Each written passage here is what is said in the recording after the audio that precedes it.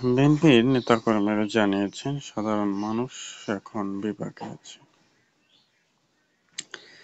বিপাকে আছে বলতে তারা জানিয়েছেন, দ্রব্যমূল্যের ঊর্ধ্বগতি সহনশীলতা সইতে পারছে না সাধারণ মানুষ। সরকার এদের পাশে না দাঁড়িয়ে দেখছেন, জানিয়েছেন রুহুল কবির রিজভী। রুহুল কবির রিজভী জানিয়েছেন, দেশ ও দেশের জনগণের কথা ভাবা উচিত এবং সব কথা মূলত দেখা, যাতে বিষয়ে কোনো সমস্যা না হয়। পরবর্তীতে এরকম ঘটনা যাতে আর না ঘটে সে বিষয়টি তারা দেখছে।